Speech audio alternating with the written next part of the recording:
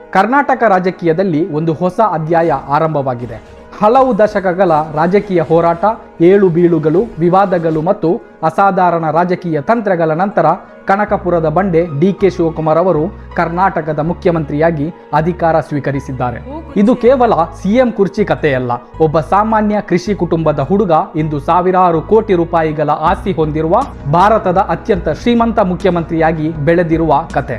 ಡಿ.ಕೆ. ಶಿವಕುಮಾರ್ ಅವರ ಜೀವನದಲ್ಲಿ ರಾಜಕೀಯ ಯಶಸ್ಸು ಇದೆ, ವ್ಯವಹಾರಿಕ ಸಾಮ್ರಾಜ್ಯ ಇದೆ, ಜೈಲು ಜೀವನ ಇದೆ, ಐಟಿ ಮತ್ತು ಇಡಿ ತನಿಖೆಗಳಿವೆ, ಸೋಲುಗಳಿವೆ, ಗೆಲುವುಗಳಿವೆ ಮತ್ತು ಕೊನೆಗೆ ಮುಖ್ಯಮಂತ್ರಿ ಕುರ್ಚಿಯೂ ಕೂಡ ಇದೆ.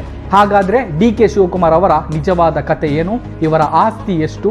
ಜೈಲು ವಾಸದ ಹಿಂದಿನ ಕತೆ ಏನು? ಕಾಂಗ್ರೆಸ್ ಪಕ್ಷದ ಟ್ರಬಲ್ ಶೂಟರ್ ಆಗಿ ಬೆಳೆದದ್ದು ಹೇಗೆ? ಕೊನೆಗೆ ಮುಖ್ಯಮಂತ್ರಿ ಕುರ್ಚಿ ತಲುಪಿದ್ದು ಹೇಗೆ? ಎಲ್ಲವನ್ನು ಇವತ್ತಿನ ಈ ಒಂದು ವಿಶೇಷ ವಿಡಿಯೋದಲ್ಲಿ ತಿಳಿಯೋಣ. ವಿಡಿಯೋವನ್ನು ಕೊನೆಯವರೆಗೂ ತಪ್ಪದೆ ನೋಡಿ.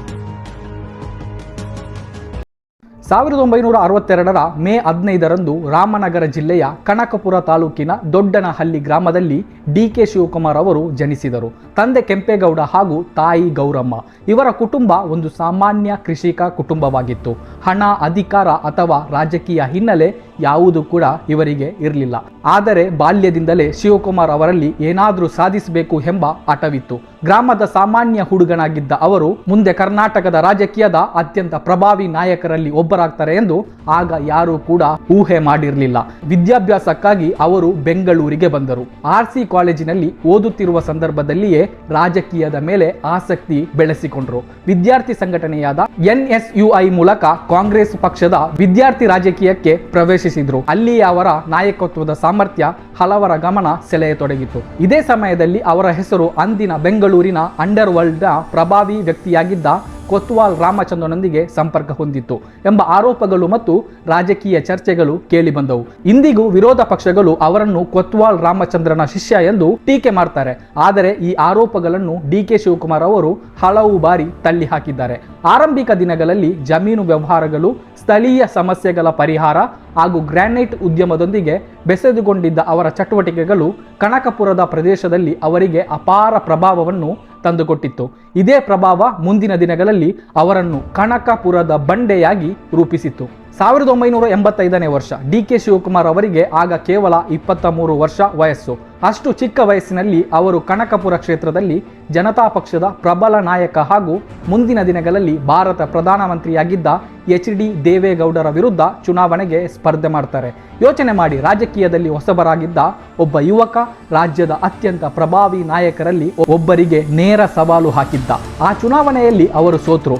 ಆದರೆ ಆ ಸೋಲು ಅವರ ಆತ್ಮವಿಶ್ವಾಸವನ್ನು ಕುಗ್ಗಿಸಲಿಲ್ಲ.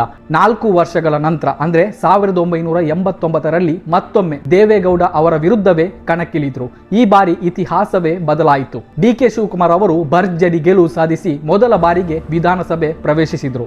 ಕೇವಲ 27ನೇ ವಯಸ್ಸಿನಲ್ಲಿ ಶಾಸಕರಾದ ಅವರು ಬಳಿಕ ಹಿಂತಿರುಗಿ ನೋಡಲೇ ಇಲ್ಲ. ಅಂದಿನಿಂದ ಇವತ್ತಿನವರೆಗೆ ಅವರು ಕರ್ನಾಟಕ ರಾಜಕೀಯದ ಪ್ರಮುಖ ಶಕ್ತಿಯಾಗಿ ಉಳಿದುಕೊಂಡಿದ್ದಾರೆ. ರಾಜಕೀಯದಲ್ಲಿ ಬೆಳೆಯುತ್ತಿದ್ದಂತೆ ಅವರ ವ್ಯವಹಾರ ಕ್ಷೇತ್ರದಲ್ಲೂ ತಮ್ಮ ಪ್ರಭಾವವನ್ನು ವಿಸ್ತರಿಸಿದರು.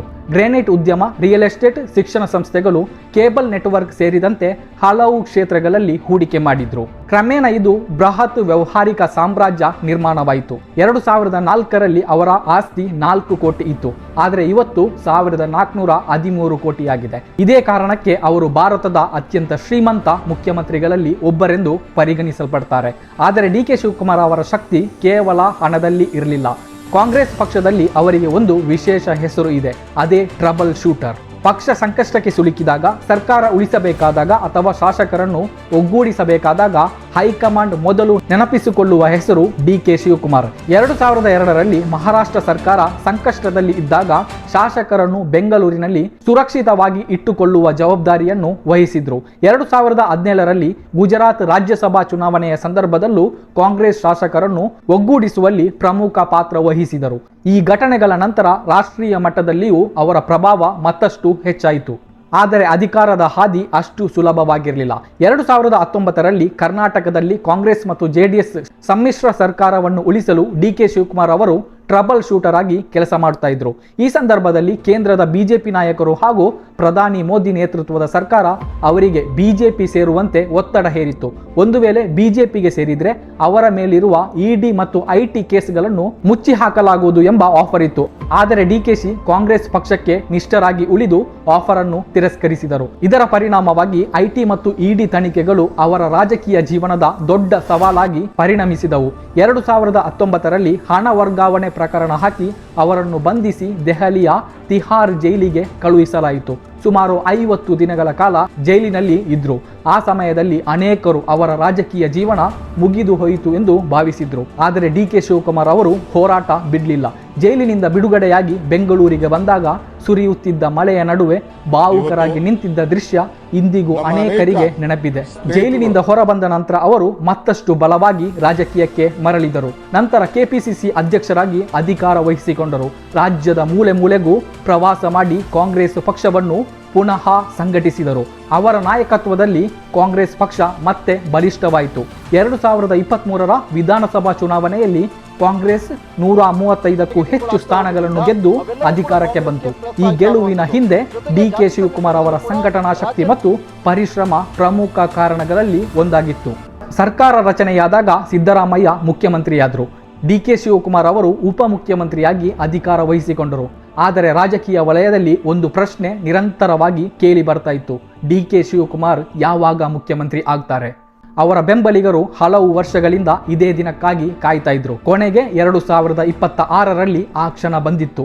ಜೂನ್ 3ರಂದು ನಡೆದ ಭವ್ಯ ಸಮಾರಂಭದಲ್ಲಿ ಡಿಕೆ ಶಿವಕುಮಾರ್ ಅವರು ಕರ್ನಾಟಕದ ಮುಖ್ಯಮಂತ್ರಿಯಾಗಿ ಪ್ರಮಾಣ ವಚನ ಸ್ವೀಕರಿಸಿದರು.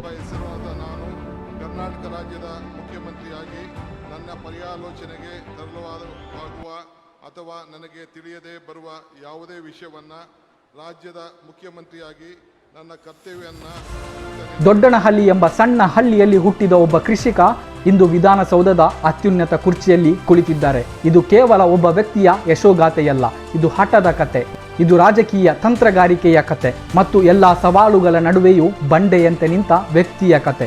ಸಾಮಾನ್ಯ ಹಳ್ಳಿಯ ಹುಡುಗನಿಂದ ಕರ್ನಾಟಕದ ಮುಖ್ಯಮಂತ್ರಿಯವರೆಗೆ, ಸೋಲಿನಿಂದ ಗೆಲುವಿನವರೆಗೆ, ಜೈಲಿನಿಂದ ಅಧಿಕಾರದ ಶಿಖರವರೆಗೆ ಡಿಕೆ ಶಿವಕುಮಾರ್ ಅವರ ಜೀವನ ಕರ್ನಾಟಕ ರಾಜಕೀಯದ ಅತ್ಯಂತ ರೋಚಕ ಅಧ್ಯಾಯಗಳಲ್ಲಿ ಒಂದಾಗಿದೆ. ನಿಮ್ಮ ಅಭಿಪ್ರಾಯದಲ್ಲಿ ಡಿಕೆ ಶಿವಕುಮಾರ್ ಅವರ ನಾಯಕತ್ವ ಕರ್ನಾಟಕದ ಭವಿಷ್ಯವನ್ನು ಹೇಗೆ ರೂಪಿಸಬಹುದು? ನಿಮ್ಮ ಅನಿಸಿಕೆಯನ್ನು ಕಮೆಂಟ್ ಬಾಕ್ಸಿನಲ್ಲಿ ತಿಳಿಸಿ. ವಿಡಿಯೋ ಇಷ್ಟ ಆದರೆ ಲೈಕ್ ಮಾಡಿ, ಶೇರ್ ಮಾಡಿ ಹಾಗೂ ನಮ್ಮ ಯೂಟ್ಯೂಬ್ ಚಾನಲನ್ನು ಸಬ್ಸ್ಕ್ರೈಬ್ ಮಾಡಿ.